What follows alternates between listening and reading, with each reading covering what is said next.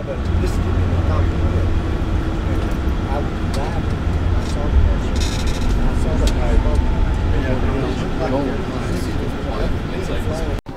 are at the Golan Highs. Oh, I'm sorry. You will see more water, but you can see the water coming out here, the Jordan River sources. Problem is there is only 3 sources. If we'll have more sources like this, the Jordan will be much bigger.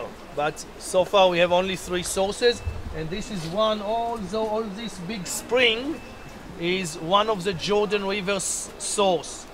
It's called Banyas. Actually, the first name was Panias. It came from the word pan. Yeah, that was a Roman name of the of the god of the shepherds, Pan, and the place known as Panias from 7th century. It's called Panias because for Muslims' time they cannot pronounce the letter P. Instead of P, they say Be, Banyas. That's one thing. Another thing here. This is a fig tree, yeah? This is a fig tree, okay? And this is a fig tree. And this tree is usually look like a bush. Right here it's became like a tree. This is a willow. Okay, this is a willow. Explain a little what our trees look like. It was built like a complex. Actually, the first one who was built here, a shrine, was Herod the Great.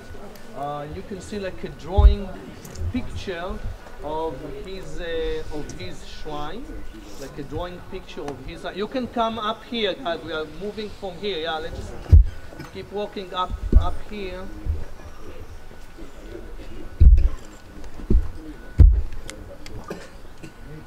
Built the first shrine here, and that's the drawing. It's like a drawing picture of the first shrine. It was built down here. Sometimes when we see ruins, it's very difficult for us to build it up in our mind how it was look like.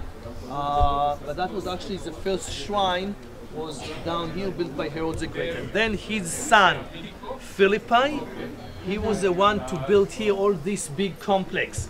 After Herod the Great, the state was dividing between 3 of his sons, and Philippi got the northern place, and that's the reason it's called Caesarea of Philippi, different from Caesarea by the sea, which we will visit tomorrow.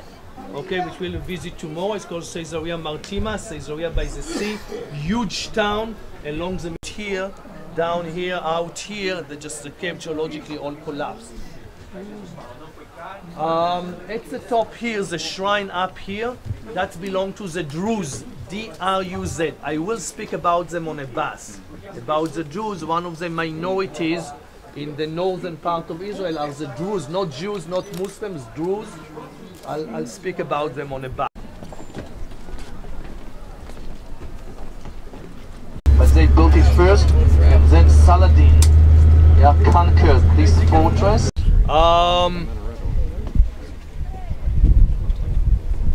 Okay, we are looking here first, the camp you see down here. This is United Nation camp. Okay, the camp down here, this is United Nation camp. To the left side you see an old city, which actually already, the old city has already destroyed. Yeah, the old city has already destroyed. This is the old Syrian city of Quneitra. Yeah, it's called Quneitra. This is the old city of Quneitra. So we have already 2 things here. We already saw the United Nations camp, and we have the old city of Quneitra. Behind, you can see a new city. That's the new city of Quneitra. It's called, that's the Syrian name of this city is Quneitra. And behind the old one, which already destroyed, you can see the new one behind. Okay, now, 1967, Six-Day War, Israel conquered all the Golan Heights, including this area, including the old city of Quneitra. 1973, Israel and Syria had another war known as Day of Atonement War on October 1973. On April 1974, Israel and Syria reached a ceasefire agreement, and we exchanged prisoners of war. And the main Syrian demand that Israel withdraw from this city called Quneitra, because that was a main symbol for the Syrian loss. Israel very much concerned to remain with a line of the volcanic hills, which is all overlooking toward Damascus. Yeah, you can see behind us as an example, this was an old volcanic hill. You can see all the military position. So what Israel concerned is to remain with this line of military position. So we agreed in 1974 of creating here a little zone, which is DMZ zone, is managed by United Nations. And that United Nations camp you see here is a very narrow zone managed by United Nations between Israel and Syria. It's kind of a little buffer zone. And every half a year we have to re-sign Israel and Syria. Since 1974 it was no shooting over the Golan Heights, but there is lots of tension because the Syrians still claim to have the Golan Heights back. Yeah, the Syrians still claim to have the Golan Heights back, and this is a potential for war to erupt over this issue. And the minute a war erupts here, is the whole world into it. It's like so many different interests involved in it. It will pump, in lots of different states. So it's still a potential because strategically, Golan Heights is very important. It's all overlooking the northern part of Israel.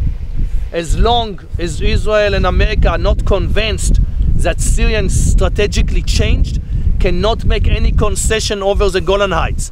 Strategically changes mean that the Syrian won't support Hezbollah, for instance, and another headquarter, another terrorist headquarter, all headquarter located in Damascus. As long as Syria strategically has not changed, they cannot make any concession. So the situation since 74 is like United Nations zone. You can see the fence, you can see over there on the left side, you can see part of the fence. Way to the left, yeah, you can see part of the fence. The border make a little meandering a little bit around here. For instance, those wind power over there is in Israel, but you see the village behind with one mosque like in the middle. This is already Syria, and Syria has some position. You can see again the fence, by the way. If you have good eyes, you can see after the village to the right side, you can see again the fence up on a hill. Do you see it? Yes. Yeah. Steve, do you see it? Okay, you see the village with a mosque in the middle? Yeah. Is in Syria. You go to the right side and then you have some military position, and then to the right side again you see the fence like in the middle of the hill. Right. Okay, because the border a little bit meandering over there. Okay, so we are just about 50 miles away from Syria, and once again it's quiet.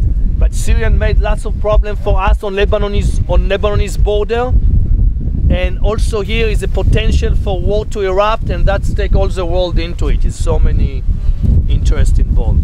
What is this down here? That used to be in the past an anti-tank trenches, and now they make here some because of the water. They will dam the water over here in the